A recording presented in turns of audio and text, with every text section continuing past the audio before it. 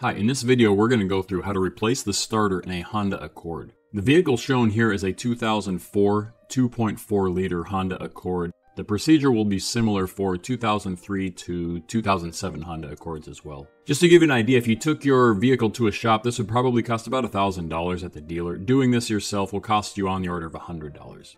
To begin with, the parts and tools and supplies that you'll need. You'll need a 10mm, 12mm, 14mm, and 17mm socket wrench. You'll also need the replacement starter itself, and it's a good idea to have some penetrating oil and some anti-seize lubricant. Alright, let's get started. Start by parking on a level place and setting the parking brake. Then, pop the hood and disconnect the negative battery cable. Next, remove the plastic engine cover by removing the two cap nuts using a 10mm wrench or socket. After that, remove the air intake manifold. This consists of 5 nuts and bolts of size 14mm located along the front of the manifold. There's also a mounting bracket underneath that should be removed, and this is a 12mm bolt. Once the nuts and bolts are removed, grasp the intake manifold and pull it straight outward. This will make it a bit stiff, but will save you time and energy in the process. Use a rope or bungee cord to secure the manifold out of the way.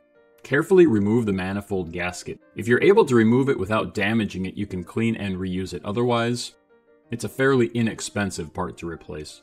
In this view, you can see the starter underneath in the gap created by pulling back the manifold. The next steps involve disconnecting all the wire connections attached to the old starter. Use pliers to compress the plastic clip holding the wire harness to the starter, then press it out. There's a knock sensor just aft of the starter. It's easy to remove by pressing the plastic tab and pulling straight out. Though it's technically not required to remove this, I still recommend it because it is easy and it will give you a little bit more room to get the old starter out and the new starter in. It also protects it from inadvertently getting damaged while you're working with the starter. Disconnect the solenoid actuator by pulling straight off.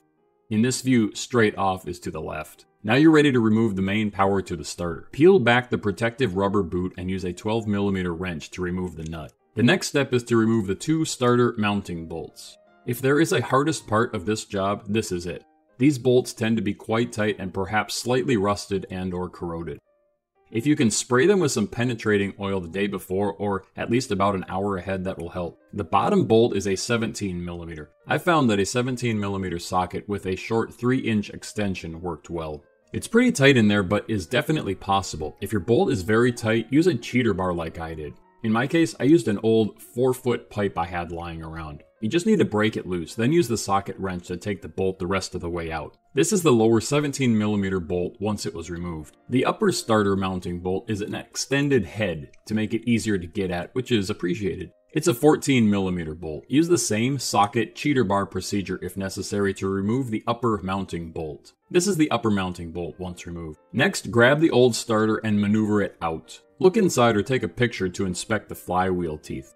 Make sure they're not worn or damaged, which could indicate more severe problems. Here's the original and the new starter side by side. Make sure they look the same. I'll include a link to the starter that I used in the description of this video. The next step is to slither in the new starter. The main power connection is oriented upward. Get the new starter mounting holes lined up. I recommend putting a little bit of anti-seize on the mounting bolts. This will make the job easier for you the next time you need to do it in 100,000 miles. Reinstall the upper and lower mounting bolts. I found a universal socket joint helpful for speeding up the process a little bit. Next, attach the solenoid signal wire. Note that the connector slides onto a flat metal piece. Make sure that the connector goes on correctly, not over or under the connection. Then slide the protective rubber boot over the connection. Put the main power connector onto the stud on the top of the starter. Reinstall the mounting nut and tighten with a 12mm wrench. Then pull the protective rubber boot over the connection. Reattach the knock sensor. Note that it must be oriented correctly for the slot to line up. Then push it on. That's it for installing the new starter. Now we can put everything else back together.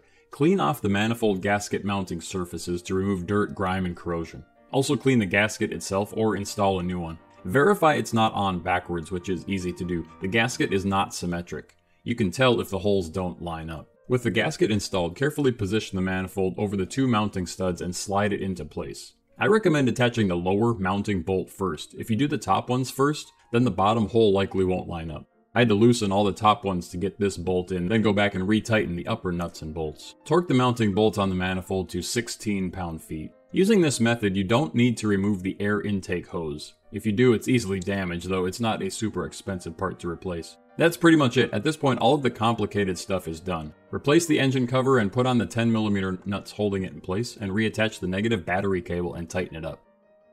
That's about it. Go ahead and try out your new starter. I hope you found this helpful, and thanks for watching.